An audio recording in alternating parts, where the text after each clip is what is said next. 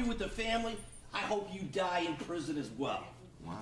You know, if this was a death penalty state, you'd be getting the chair. And I'll tell you point blank, I have not 1 ounce of remorse for Teresa Ann's death. Wow. Wow, in the fucking Spider-Man. This shit seems like it's about to get crazy. What the fuck? This is Jeremy Christian, who was arrested for the murder of 2 men on a Max light rail train in Portland, Oregon. In May 2017, Christian stabbed and killed 53-year-old retired Army officer Ricky John Best and 23-year-old Talisan Mirdan Namkai Mecha. He also stabbed 21-year-old Micah Fletcher, but he survived. What happens next is the moment where it all began. Christian was captured on tape screaming anti-Muslim and racist slurs at 2 black teenagers. Wow. His behavior didn't sit well with several passengers. They confronted him and barred him from the frightened teenagers who had moved to the back of the train.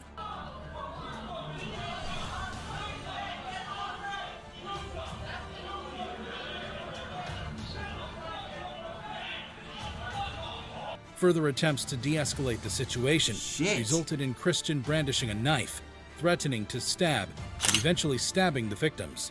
But it doesn't end there. Here is Christian leaving the scene. After his 12 seconds of madness, Christian fled the train at the next transit center. Several passengers followed him as they called 911.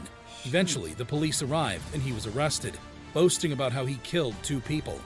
Killing 2 people in broad daylight isn't enough. It's what happened in court that left the judge and jury in disbelief. He was charged with 2 counts of murder and 1 count of attempted murder. Not only did he show no remorse for his actions, he threatened to kill one of the relatives of a victim in court. During the trial, one of the victim's relatives read a victim's impact statement. This is Christian's response to the statement.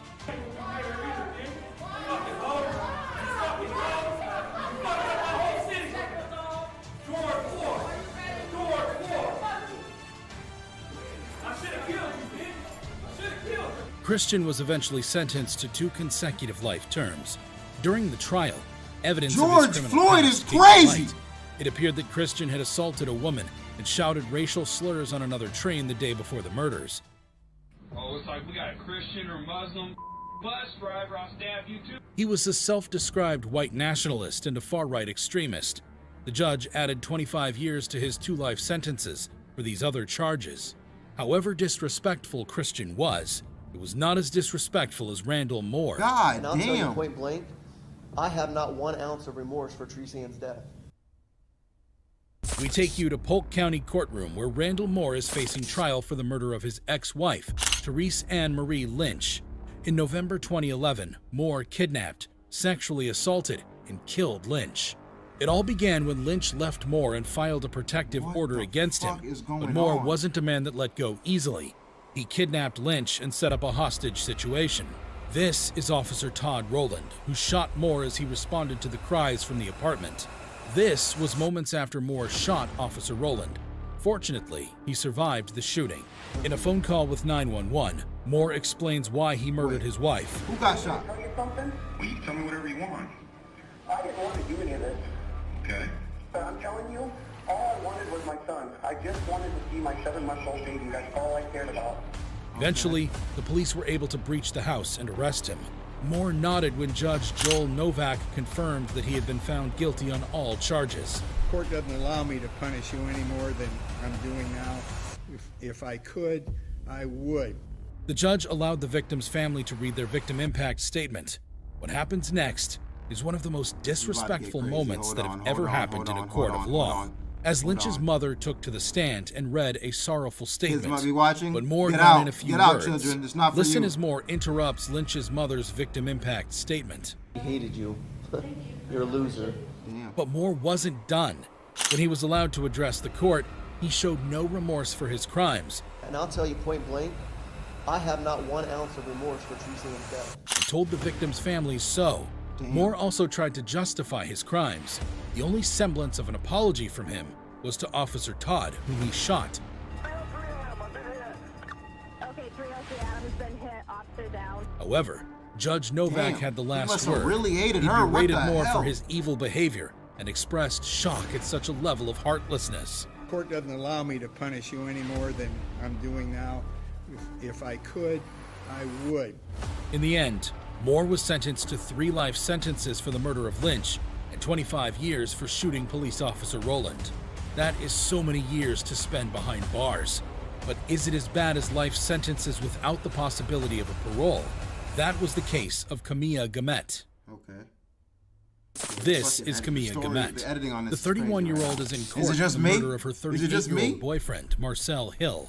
The couple lived together in Michigan, and in May 2018, Gomet attacked her boyfriend in a rage.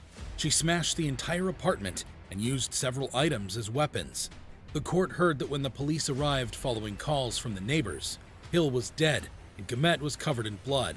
They recovered a bloody frying pan, a knife covered in blood, and a smashed floor lamp. Prosecutors said that she stabbed her boyfriend multiple times with a knife. We have no choice but to send her where she will also die. But Camilla wasn't finished there. Wait till you see how she defended her actions in the courtroom. During the trial, Gomet claimed that she thought that her boyfriend was an assailant or intruder, and that she stabbed him in self-defense. The defendant's story didn't stand up to scrutiny because she would have recognized the boyfriend or his voice. Gomet's version of the event could have convinced the judge if Hill had sustained 1 or 2 stab wounds. However, the evidence presented in court showed that Gomet stabbed Hill 12 times and hit him continuously with a frying pan. You stab, you stab, you stab, you stab, you stab until he was dead. Still, she insisted that it was all in self-defense and that she was a victim of their lies. Here is Gomet sticking to her story. Basically, at trial, the way I was portrayed, mostly everything was lies. There was a little bit of truth, but mostly I was convicted off of lies. Her claims did not impress Judge John McBain. Diana 12 Banks, stabs, you don't know it's him? was called by the court to deliver a victim's impact statement. What Gomet did as her victim's own mother took to the stand would send chills down your spine. As Hill's aunt read the statement, Gomet showed no remorse, rolled her eyes, and even smiled. When the act was done, Gomet reacted. This time, Judge McBain wasn't so nice and threatened to tape her mouth if she continued interrupting the woman. You're gonna shut your mouth or I'm gonna have some duct tape put on it. Well, he attacked All right, we'll wait here for a moment so we can get her quiet. The threat didn't stop Gomet. In the end, court officers could not find duct tape, and Aunt Diana was able to finish her statement, but Gomet's behavior has already angered the prosecutor.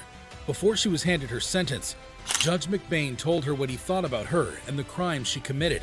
I agree with the family. All right, think about it, though. Think about it. We're like, damn, this is crazy right now, bro. But let me play devil's advocate. Think about if every day he was beating the fuck out of her, bro. Snuffing her, kicking her. She got pregnant one time. He fucking snuffed the baby and she had an abort. Like, it was wild. You know what I'm saying? Like, he was doing some dragging her down the stairs. Then what would you say? Then what would you say? No, I'm just like, you know what I'm saying?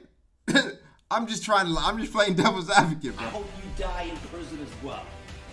You know, if this was a death penalty state, you'd be getting a chair. The court considered her history of domestic abuse, and Gomet was sentenced to life imprisonment without any possibility of parole. It only gets more disrespectful from here, and also with a similar sentence, we have Keith Allen Ferguson.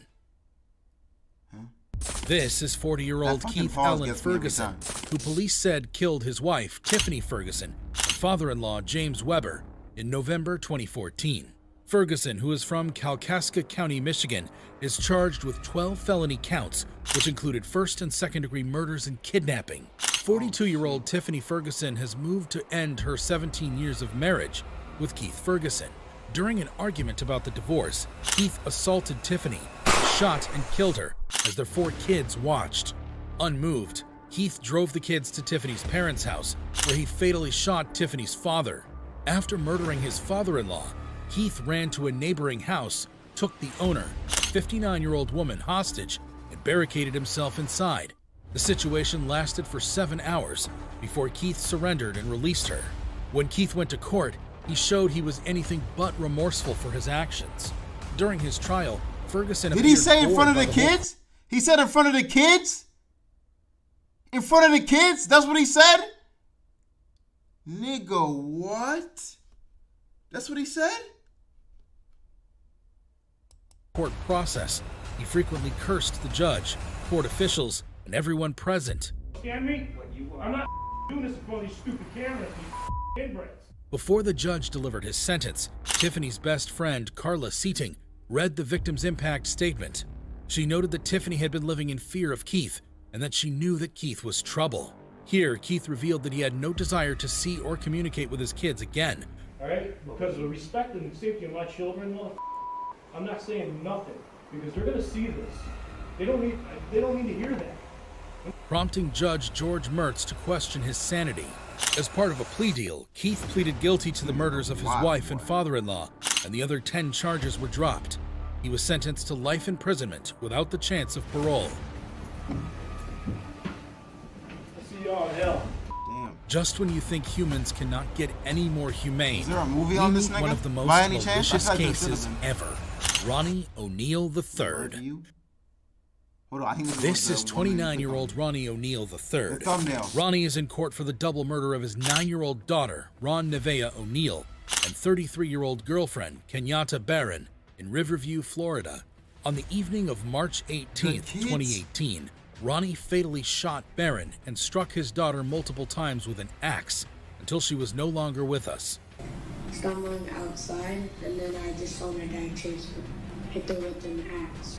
And then he went in the garage, I followed him.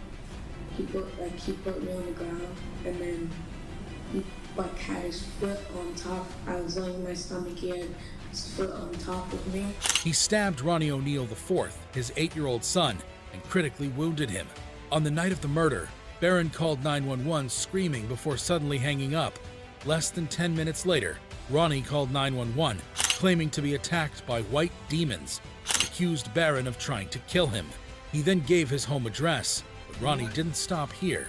Believing they were all dead, Ronnie poured gasoline into the house and set it on fire. Fortunately, his son was able to escape with burns and stab wounds. Detective Mike Blair attended to him and ensured he was taken to the hospital. Luckily, he survived.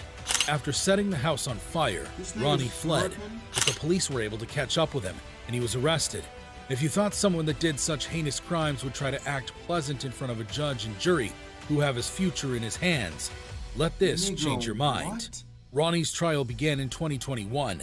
He insisted on representing himself and was psychologically cleared to serve as his attorney.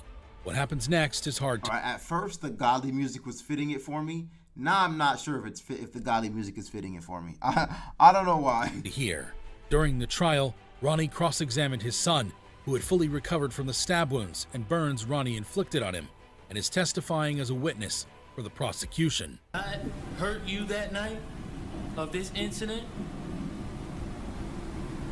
Yes. I did. And how did I hurt you? He stabbed me. His son told the court the events surrounding the night of the tragedy. However, Ronnie claimed that his son had lied about the events and insisted that the recording the prosecution submitted as evidence was forged. Initially, Ronnie claimed that he was acting in self-defense and filed motions, but the judge rejected it. Ronnie was found guilty of 7 charges against him, including 2 counts of first-degree murder, 2 counts of aggravated child abuse, and 1 count of attempted first-degree murder. But he didn't put it to rest then.